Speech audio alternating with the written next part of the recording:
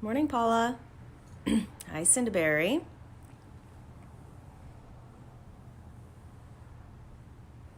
Clara Jane, Fiona.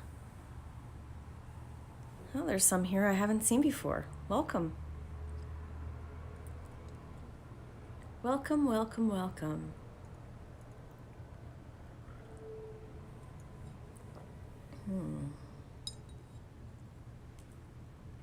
Hi, Dawn. See, I'm getting better at remembering names. Good morning, Teresa. I really work hard to build my memory by remembering names when you guys tell me what they are. And I think I'm doing all right. How's everybody this morning? It's a long weekend here in Canada. So the streets are quiet. And today is mine and Penny's anniversary. It is the second year that I got her. My little lifesaver, my little angel. Did anyone start working on vision boards yesterday after our conversation, after our morning jam session? I'm starting a little early. I like coming in a little early. I don't know. Can't wait to see your beautiful faces. Puppy love. You know what? It really is. And she changed my life. She literally changed my life. She saved my life. She became a focus for me, a positive focus of love in a really shitty situation with somebody. And but animals are really interesting because if we pay attention, they're always displaying to us what our energy level is, and I was in a very high anxiety state the first year that I had her, and she was an anxious dog, and I thought, well, this is just bizarre. Like, she's an anxious breed. This is going to be high maintenance dog, and I was okay maintaining her. But what I've learned since I've left the narcissist is that she was just responding from my level of energy. And now, before I couldn't go anywhere. She had to be by my side 24/7. She was always by my side. Now she's outside on the patio by herself in the sunshine. She's sundogging, chasing the sun rays. She's not the least bit concerned about me. She'll probably come in and say good morning to you guys like she always does. So today's conversation is actually not going to be about my dog. It's going to be kind of a spin-off from what I mentioned yesterday. First, let me introduce myself to people who are new joining us. My name is Trish. I am the coach behind Badass Broad Coaching Company. I'm a narcissistic abuse recovery coach, and this is our morning live jam session. So this morning, I wanted to touch base and follow up on something that we talked about yesterday in our jam session, our Soulful Sunday jam session. And that was when we're manifesting, when we're looking ahead into the vision of what we hold for ourselves, and we're manifesting a new partner, we have to envision ourselves as healed. Because one thing that I find keeps coming up is that we will attract the level at which we're vibing at. So I posted something today about frequencies don't lie. You know what? That goes for ourselves. We can't just be looking at everybody else and thinking that we're not bringing some kind of some frequency to the table too. So when we meet up with somebody and we're thinking that we're ready to date, and then there's this trigger and they show us who they are, and we cut off because of our boundaries that we've set in place. We cut off that relationship and that communication. It's really an opportunity for us to look at ourselves and see what we still have to heal. We're always going to be doing the work throughout our lives. We're always going to be showing up as different aspects of who we are. But when somebody shows up and reveals something that's unappealing to you, all it is a revelation and an indication that you've still got work to do. Because how many times have you said to yourself, well, I just keep attracting the same guy, the same kind of guy. I attract the same people. You know why you're attracting those same people? Because you're at that vibrational energy that still requires some work. Good morning, Desiree. Good morning, Scarlett. So I got all excited last night because I finished, I was pretty close to finishing the book. I finished the book this morning, No More Mr. Nice Guy.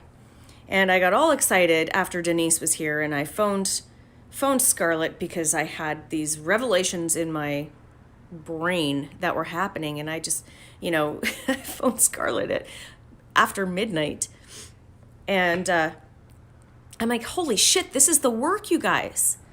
This is the work. You know what? If you're going to be Teresa, I'm going to address this. If you're attracting alcoholics, it's because at some level, if we're attracting abusive people, we're attracting assholes, we're attracting alcoholics, there is something within us that needs to be healed. And as an empath, there's something that we want to fix in other people. We want to save in other people, but we can't. We have to do that for ourselves. We have to save ourselves. We have to do the work for ourselves. And then you'll stop attracting assholes and alcoholics. That's the truth. Pardon me, my allergies this morning. That's the truth of the matter, is when you do the inner work and you look at why you were attracting these people, then you can actually heal it. So I phoned Scarlett last night. I'm like, holy shit. Like when we meet someone that we think is at our level and then we realize that they're not at our level, we can leave them there, but it's also a really great indicator that we've got some fucking work to do. We still have work to do, sister. Keep on. And it was just this massive thing because we always attract people where we're at, but we think we've evolved. We think we've evolved and we've done this work, yet the same kind of person shows up again. So really, it's that indicator for us to dig deep and go, holy, did I really do that work? Or what do I still have left to heal there? And what is my value? What is my self-worth? And this is really what it all comes down to, is where do we see our value? Where do we hold ourselves in that vibrational space? And it's deep, deep work. Desiree says, always the same person, just a different shell. And it's never about the other person. They simply mirror to us what we need to see, what we need to heal.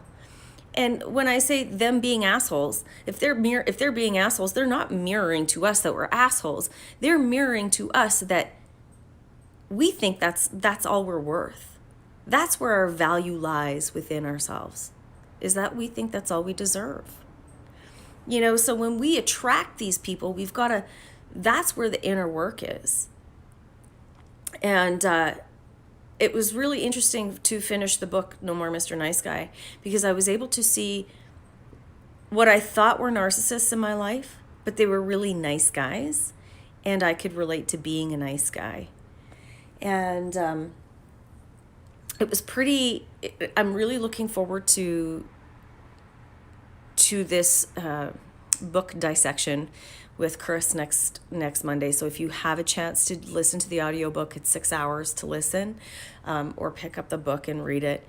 It's really, really interesting stuff, and I had all these little revelations while listening to it, thinking, wow, like, this is how I show up in my relationships. And because I'm kind and generous and loving and want to help people, I don't actually see those as toxic behaviors, but they are.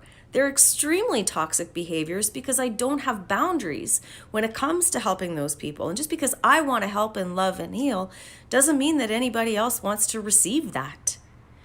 So we have to be very conscious of how we're showing up. And just because we think that these are beautiful traits and wonderful characteristics doesn't mean that they're not toxic.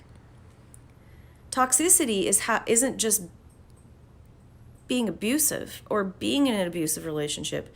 Toxicity is not being consciously aware of how we're showing up in our relationships with all people, with our partners, with our friends, our family.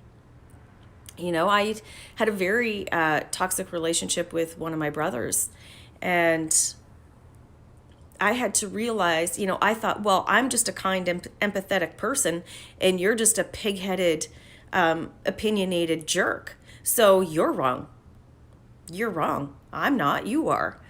And it wasn't, and we'd fight. We'd fight because we have two different political viewpoints. We have two different spiritual viewpoints.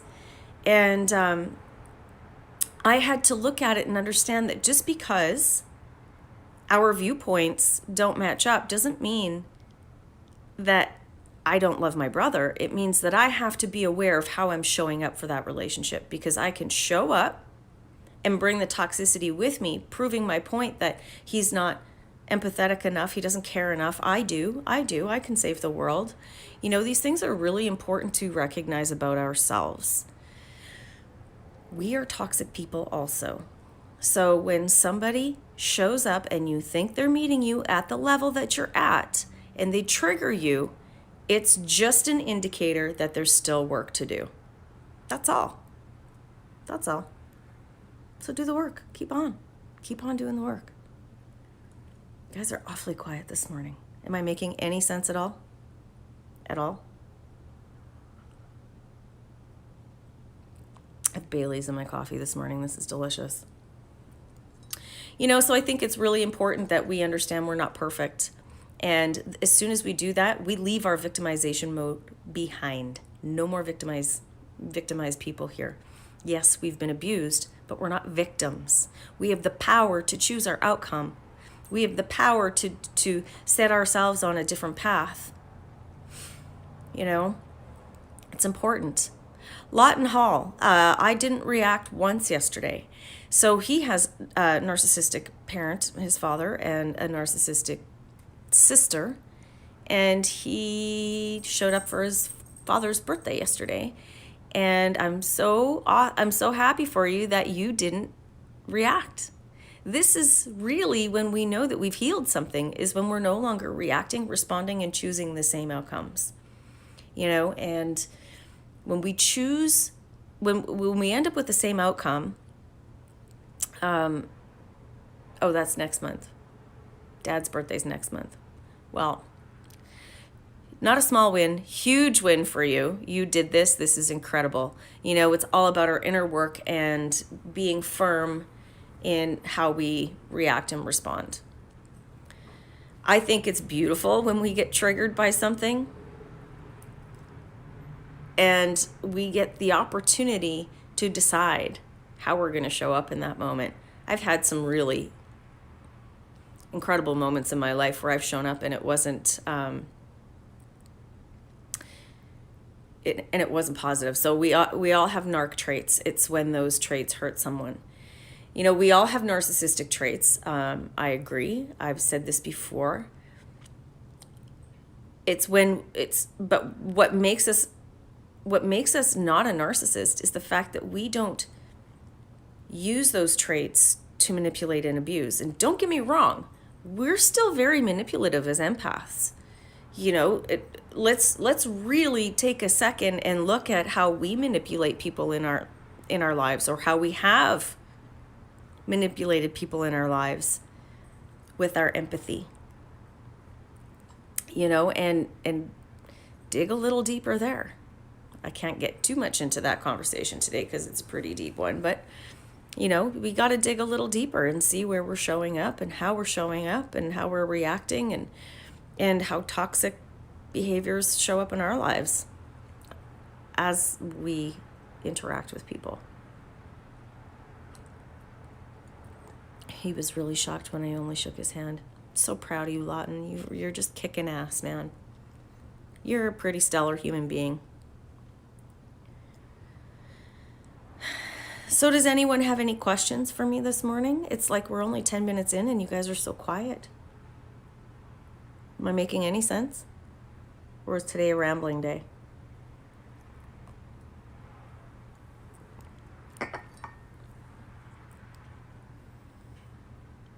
Quiet. Everyone's so quiet.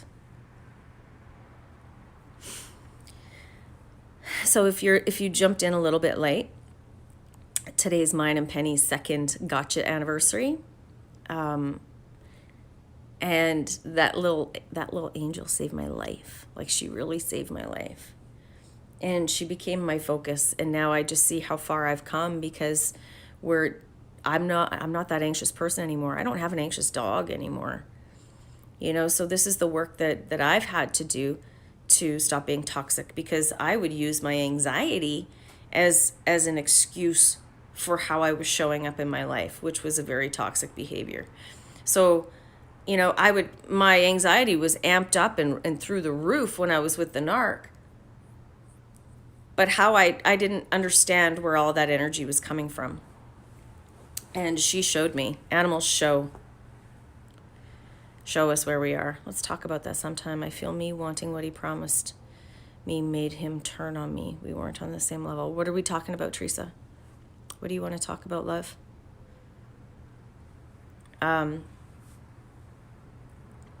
So our energy speaks highly of how we show up, and how, I was part of another, I was watching a live this morning of someone else, and she was talking about how she builds self-confidence is by supporting and elevating other women. Because how many times all of us here have trash talked someone or gossiped about someone, even celebrities. And she used Kim Kardashian as an example. You don't have to like her, but do you have to trash talk her? That's the energy you're bringing to the table. And since this is about energy and our toxic behaviors and the work that we've still got to do, we got to look at how we're supporting other people. If we're triggered by something that somebody else says who really is not even relevant to who we, to our daily living, it's just a cause for us to take a look at something. So when I'm working with clients, for every time that they've got a negative thought, I have them think of 3 positive ones. And I think that this is also where we need to go in our daily life with people. We need to start elevating one another. Because what I see so often here is the pain body and the love body. And the pain body is where we get caught. Is where, Fiona, you've got a really great question. I'm going to come back to this. So we so often get caught in identifying with the pain that we're not actually doing anything to elevate one another and support one another. We're just caught in that pain. So when we see somebody talking about the narc and you can identify that they're in pain, there's a way we can reach out and support them in a way that's loving and positive and forward moving without getting caught in the story. This is a really great question.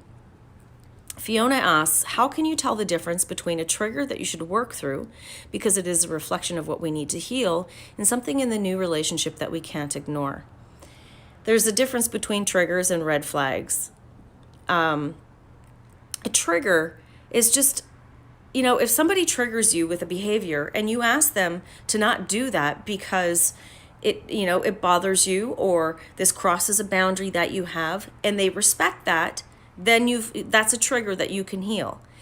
If you've asked them to respect the fact that this is something that upsets you and they continue to do it and they continue to poke at you, like poking the bear, that's a red flag that you should not be ignoring, because they have no respect for you and they have no self-respect if that's how they're behaving. So that's a really good question, and 2 different ways to identify, in a way to identify what the trigger is and what a red flag is. A trigger is one that you can talk to your partner about and they'll respect that and they won't continue. And if they do, it's a red flag. Pay attention to red flags. We didn't for so long. Yeah, I see it on my dog's face when I react poorly, trying really hard now to respond and not react. It's really powerful and allows better assertion of boundaries. And Dav, I don't even know what your name is. But thank you for that, because it's true.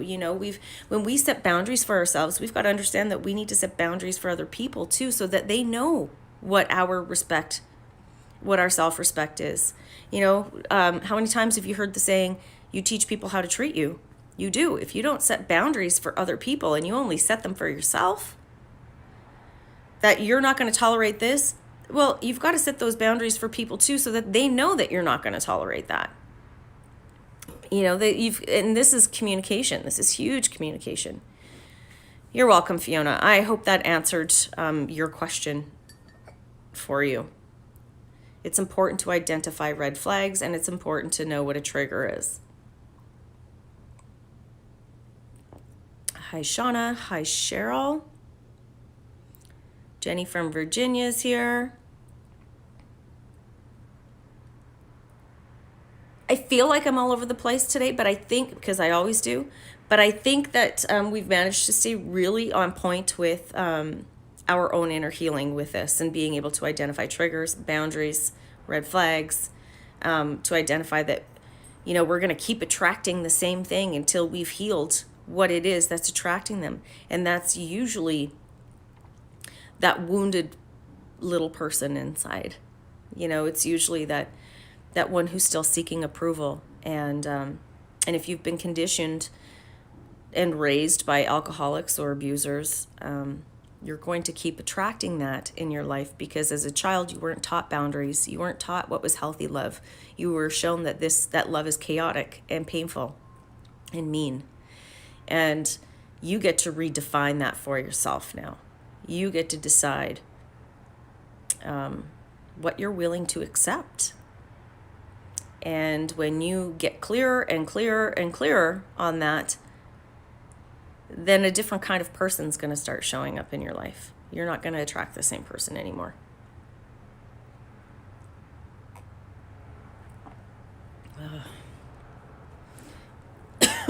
Pardon me. We have a very quiet group this morning. Usually I can't keep up with you guys. Did anyone start a vision board yesterday? Anyone? Well, if that's all that we've got today, nobody's got any questions, I'm going to wrap it up early. There's no need to stay here, and if this is where we're at. So tonight, 7:30 p.m. Mountain Standard Time, Roya is going to be joining us, and we're going to be talking about the rate and speed of our healing journey and how it's different and why it's different for everyone. It's really great that you guys showed up this morning. Thank you for being here. No, I need your advice. Extremely grateful that I had the mom I did. She definitely shielded me from his actions and treatment.